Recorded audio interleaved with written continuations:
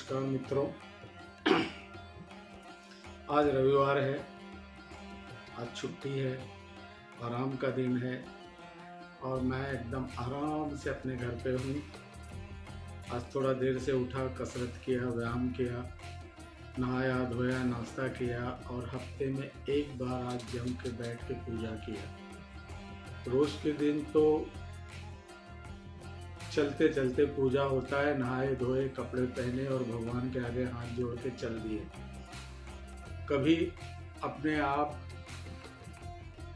पे बड़ा क्रोध आता है कि हमारे पास अपने लिए भी समय नहीं है, लेकिन ऐसा रोज होता है। लेकिन आज संडे था, आज रविवार था, तो आज करीब 1.5 घंटे तक बैठ के पूजा किया। पूजा करते करते बहुत से मन में तरह तरह के ख्याल आ रहे थे और उन्हीं ख्यालों को आज मैंने सोचा कि आज के ब्लॉग में मैं आज उन्हीं अपने विचारों को शेयर करूं। दोस्तों, आज हम जिस विषय पर बात करने जा रहे हैं वह विषय है चिंता। चिंता किसे कहते हैं? चिंता शब्द और चिंतन शब्द में बहुत ही कम फर्क है। चिंता को अंग्रेजी में टेंशन कहते हैं, टेंशन। मैं मजाक में कहता हूँ जिसके पास 10 मतलब कि 10 और सन बच्चे होंगे उसे तो टेंशन होगा ही। वही है चिंता जो हिंदी में है। आदमी जब बहुत सोचता है, उसके घड़ी के कांटे जब एक जगह पे रुक जाते हैं तो उसे चिंता कहते हैं। चिंता मतलब ऐसा होता है दोस्तों कि आपके साथ जीवन में कोई घटना हो गई, वह घटना हो गई और बीत गई। घटना तो बीत गई, समय बीत गया, लेकिन आप अभी भी वहीं अटके हुए हो कि यह मेरे साथ क्यों हुआ, मेरे साथ उसने क्यों किया, उसने मुझे धोखा क्यों दिया, मुझसे क्या गलती हो गई, ये मेरा जीवन अब यहीं पे रुक गया, ये घटना ने मेरे जीवन पे कलंक लगा दिया, दाग लगा दिया। जब हम आगे बढ़ना छोड़ देते हैं तो उसी को चिंता कहते हैं। चिंता बीती हुई घटनाओं के बारे में बार बार सोचना चिंता है, या भविष्य में आने वाली घटनाएं जो हमारे साथ अभी हुई ही नहीं है उसकी चिंता। स्कूल में बच्चा पढ़ रहा है तो उसे पढ़ाई की चिंता कि मैं अगर पढ़ रहे हो तो मैं तो फेल हो जाऊंगा, मैं फेल हो जाऊंगा तो मैं आगे पढ़ नहीं पाऊंगा, आगे पढ़ नहीं पाऊंगा तो मुझे अच्छी नौकरी नहीं मिलेगी, अच्छी नौकरी नहीं मिली तो अच्छी शादी नहीं होगी, शादी नहीं होंगे तो बच्चे नहीं होंगे, बच्चे नहीं होंगे तो मेरा खानदान नहीं चलेगा, मेरा जीवन पूरा व्यर्थ है। एक छोटे से विचार से चालू हुआ कि मैं ठीक से पढ़ नहीं रहा हूँ और यहाँ तक आ गया। तो ऐसी बातें जिनका अंत नहीं होती, एक से दूसरी, दूसरी से तीसरी, तीसरी से चौथी बातें निकलते रहती हैं, वह कहलाती हैं चिंता। और जिस आदमी के जीवन में चिंता घुस जाए, जिसकी आदत चिंता करने की बन जाए, फिर वह वहीं ठहर सा जाता है, फिर वह आगे पढ़ नहीं पाता। किसी हिंदी कवि ने कहा है कि चिंता और चिता में सिर्फ एक बिंदी की फर्क है। अगर आप चिंता में से एक बिंदी निकाल दो, उसमें न से जो बिंदी बनती है वो निकाल दो तो चिता हो जाएगा, यानी कि आपकी मृत्यु के ऊपर के पश्चात जिस चिता पे लिटाते हैं वह चिता हो जाएगी। तो यह जो चिंता है आदमी को सीधे शमशान ले जाती है, मृत्यु की तरफ ले जाती है और कुछ होता नहीं है। दोस्तों, चिंता और चिंतन में बड़ा फर्क होता है। चिंता में हम अनावश्यक रूप से विचार करते हैं जिसका कोई अस्तित्व तो नहीं होता है, लेकिन चिंतन वह होता है कि जिसमें हमारे सामने आने वाली बाधाएं, हमारे सामने आने वाली परेशानियों को हम उससे कैसे पार निकालें और कैसे उसमें से कौन से आइडिया से, कौन सा काम करने से हम इसमें पार हो जाएंगे, जिससे आत्मविश्वास बढ़ता है। तो चिंता और चिंतन, तो दोस्तों हमें चिंता नहीं करना है, हमें चिंतन करना है। अगर आप मुझसे पूछोगे कि चिंता होती क्यों है, तो मैं कहूँगा आत्मविश्वास की कमी। आत्मविश्वास की कमी क्यों होती है?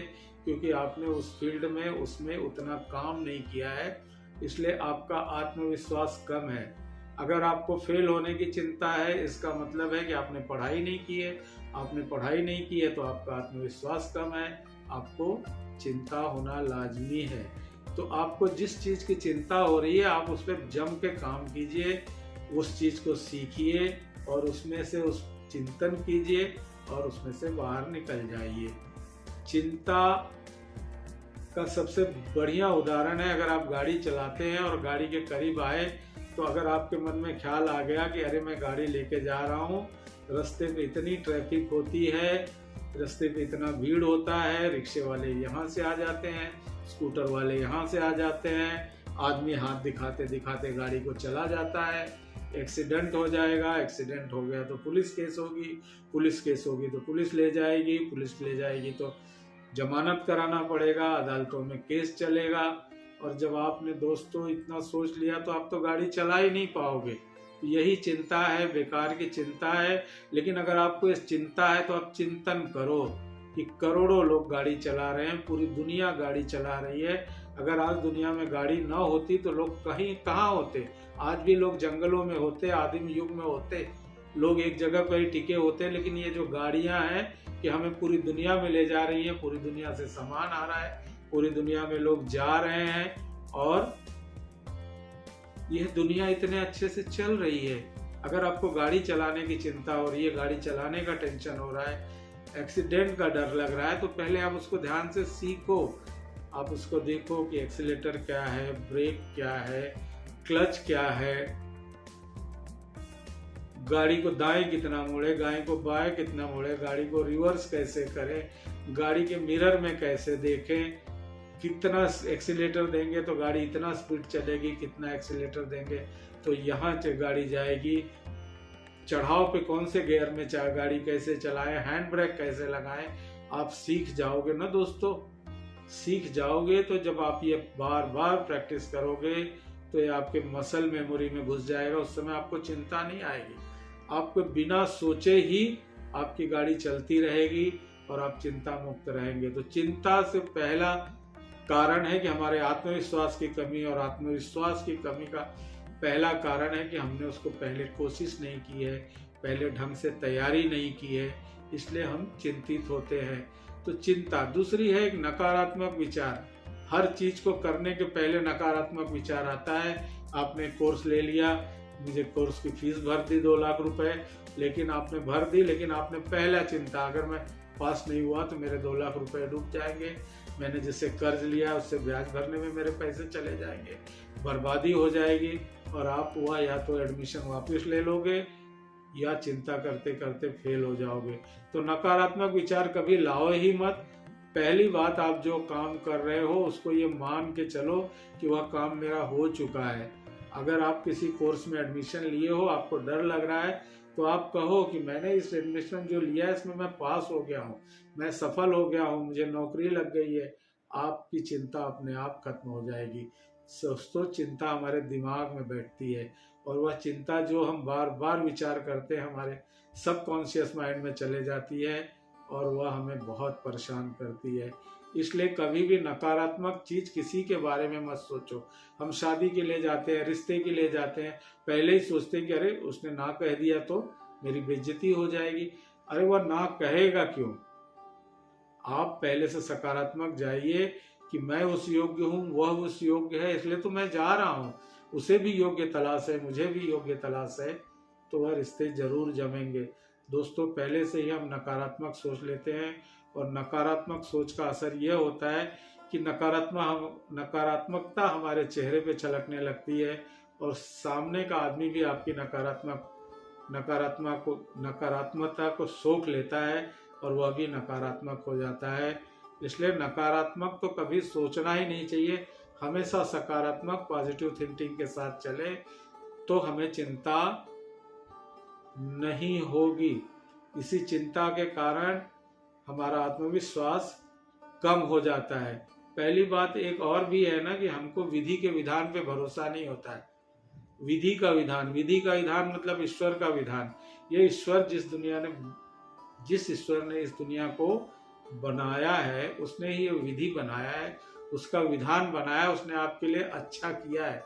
बस उसके ऊपर भरोसा रखो, आत्मविश्वास से काम करो, नकारात्मकता से विचार मत करो आपके लिए जीवन में अच्छा ही होगा। दोस्तों, बहुत बार जिंदगी में ऐसा होता है कि हम किसी कार्य को करते रहते हैं और उसमें फेल हो जाते हैं और ऐसा लगता है कि जीवन के सब रास्ते बंद हो चुके हैं, लेकिन उसी समय एक बगल में दूसरा रास्ता खुला दिखाई देता है और उस रास्ते को हम पकड़ के निकल पड़ते हैं। और उस रास्ते में हम इतना आगे जाते हैं तो सोचते हैं, अरे ईश्वर, अगर आज वह दरवाजा, पहला दरवाजा खुला होता तो मुझे इतना मिलता है, लेकिन आज तूने ये जो दरवाजा खोला है ना, ये इतना बड़ा है। तो विधि के विधान में क्या लिखा है पता नहीं। आप खुद सोच के देखो कि जिंदगी में बहुत बार ऐसा लगता है कि हम फेल हो गए, निराश हो गए, हमारा जीवन खत्म हो गया, लेकिन ऐसा होता नहीं है। जहाँ हम फेल होते हैं, जहाँ हम निराश होते हैं, जहाँ हमें लगता है सब दरवाजे बंद हो चुके हैं, एक दरवाजा खुलता है और हम जिंदगी आगे बढ़ते ही रहती है। आप सोचो, आपके पास जो आज है वह कल था क्या? नहीं था ना। तो वह आया कहाँ से? विधि का विधान है। आपने अपने कर्म किए और देने वाले ने दिया। तो इसीलिए कहते हैं कि कर्मण्ये वाधिकारस्ते माँ फलेषु कदाचन। तो आप अपने कर्म करिए, चिंता को छोड़ के कीजिए, देने वाला है वह देगा। आप जिस लायक हो, what you deserve you will get, no doubt about it, you will get. So don't worry, don't take tension, it will be always, whatever happened in your life will be the perfect। दोस्तों, इसीलिए किसी ने कहा है कि हमेशा एक चीज अपने ऊपर मान के चलो। हमेशा कहो, आपके साथ जीवन में जो होता है, आप कहो जो होता है अच्छे के लिए होता है और जो होगा वह अच्छा ही होगा। जो होता है अच्छे के लिए होता है और जो होना होता है वह होता ही है। जो होता है अच्छे के लिए होता है और जो होना होता है वो अच्छे के लिए होता है। दोस्तों, जब ये मैं कह रहा हूँ तो मुझे एक कहानी याद आ गई। इसे कोई राजा बीरबल और अकबर के ऊपर सुनाते हैं, कोई लोग किसी और के ऊपर सुनाते हैं। तो मैं आज किसी का नाम न देके आपको एक सिर्फ ये जो कहानी सुना रहा हूँ, आप इसको ध्यान से सुनिए।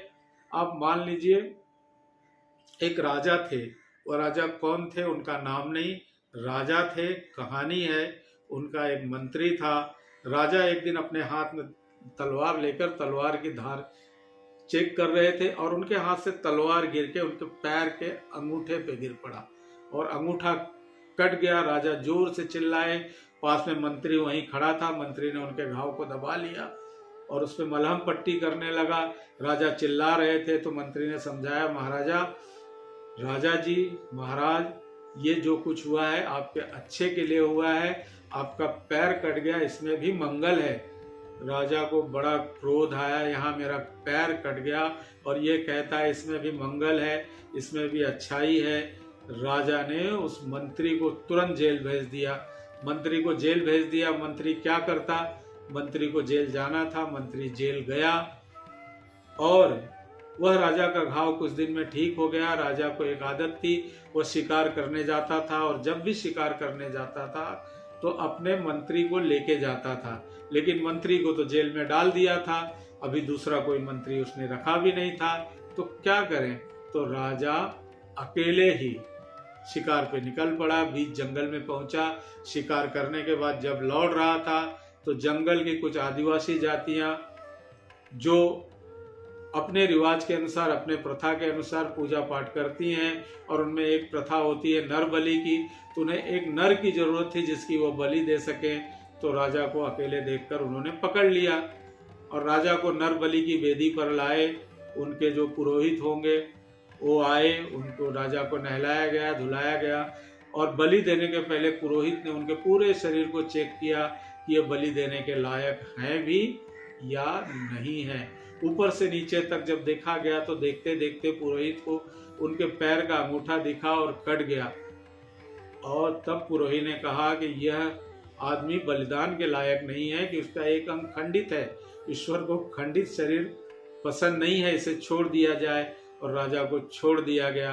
राजा भागते भागते अपने महल में आए और उनको तब समझ में आया कि जो होता है वो अच्छे के लिए क्यों होता है। मंत्री ने जो कहा था वह बराबर था। उन्होंने तुरंत मंत्री को जेल से छुड़ाया और उसके बाहर लाए और उनसे क्षमा मांगी और बताया पूरा किस्सा कि मेरे साथ ऐसा हुआ। आज अगर मेरे अंगूठे होते तो मैं तो मारा जाता। तो तुम्हारी बातों में बड़ी सच्चाई है। जो कुछ भी होता है दुनिया में भले के लिए होता है। यह मुझे समझ में नहीं आया, मैंने तुम्हें जेल में डाल दिया, मुझे क्षमा करो। मंत्री ने कहा कोई बात नहीं महाराज, इसमें भी कुछ तो भी मंगल था। ठीक है, आपने मुझे छोड़ दिया। मेरे जीवन का कोई ऐसा कर्म होगा जिससे मुझे जेल जाना पड़ा, लेकिन जो होता है वो अच्छे के लिए होता है। राजा ने कहा ठीक है, ये अंगूठा कट गया मेरे अच्छे के लिए हुआ, लेकिन तुम्हें जेल जाना पड़ा, इसमें तुम्हारा क्या अच्छा हुआ। मंत्री ने कहा महाराज आप सोचो, आप जब भी शिकार करने जाते थे तो आप मुझे लेके जाते थे। अगर मैं जेल में ना होता तो आप मुझे लेके जाते, हम दोनों पकड़े जाते, उनका पुरोहित हम दोनों को चेक करता, आपका अंगूठा कटा इसलिए छोड़ दिया जाता, और मेरे शरीर के सब अंग सलामत हैं इसलिए मैं काट दिया जाता। आपने मुझे जेल में डाल दिया, यह भी अच्छे के लिए हुआ कि मैं यहीं रह गया, आप भी बच गए और मैं भी बच गया। राजा उसकी जवाब सुनकर, मंत्री का जवाब सुनकर खुश हुआ। राजा ने उनकी सैलरी बढ़ा दी। तो दोस्तों ये कहानी जो होता है अच्छे के लिए होता है, आप समझ जाओ। जो होता है हमेशा अच्छे के लिए होता है, क्योंकि जो हो गया उसे हम बदल नहीं सकते, हम उसे स्वीकार कर लें, उस चीज के साथ जिए और अच्छा करने की कोशिश करते रहें।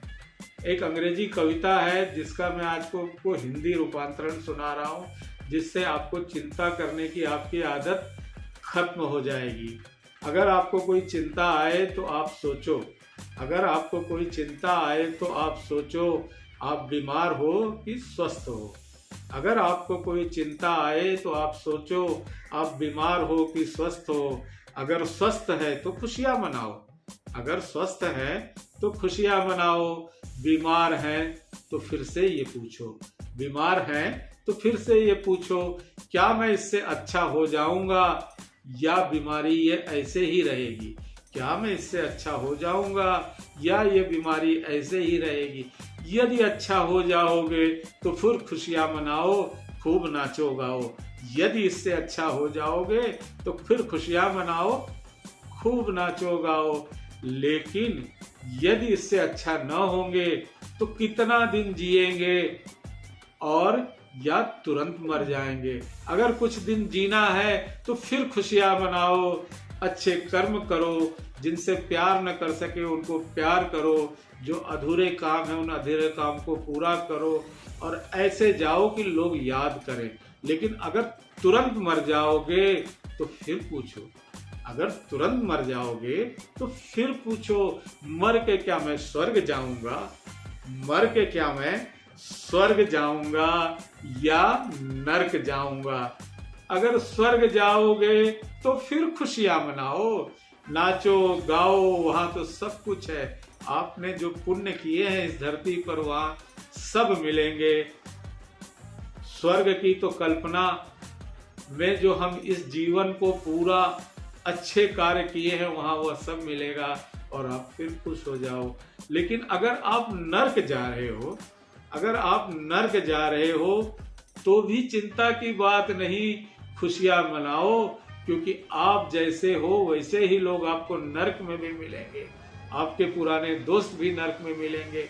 उन दोस्तों से मिलो, उन दोस्तों के साथ नाचो गाओ, खुशियां मनाओ। जो इस धरती पे आपके पास था वह आपको नर्क में भी मिल रहा है, आपके वही दोस्त मिल रहे हैं। और जहाँ चार दोस्त हो वहाँ स्वर्ग होता है। दोस्तों ये कहानी जो आज मैं कहानी नहीं है, जो बात कह रहा हूँ, आज का जो मेरा ब्लॉग है, आज का जो विषय है खुशियों के बारे में, चिंता के खत्म होने के बारे में, अभी मैं यहीं पे शेष करने जा रहा हूँ। लेकिन आप सोच लो कि चिंता चिता के समान है। आप जो जिंदगी में हो गया वहीं पे मत लटके रहो, वहीं पे मत फंसे रहो, उसके आगे जाओ। आपका अपना आत्मविश्वास बढ़ाओ, नकारात्मकता से दूर रहो, निगेटिविटी से दूर रहो, विधि के विधान पे भरोसा रखो कि जो होता है वह अच्छे के लिए होता है और जो होना है वह होके ही रहता है। दोस्तों, आज का ब्लॉग मुझे लगता है आपको जरूर अच्छा लगेगा। जरूर अच्छा लगे तो शेयर कर लो, और ऐसा कोई व्यक्ति जो देख रहा है इस ब्लॉग को और सब्सक्राइब नहीं किया है चैनल को, फिर से एक बार मेरा निवेदन है कि वो इस चैनल को सब्सक्राइब कर ले और इसको शेयर कर दे। धन्यवाद। अगले वीडियो में फिर मिलेंगे, तब तक नमस्कार।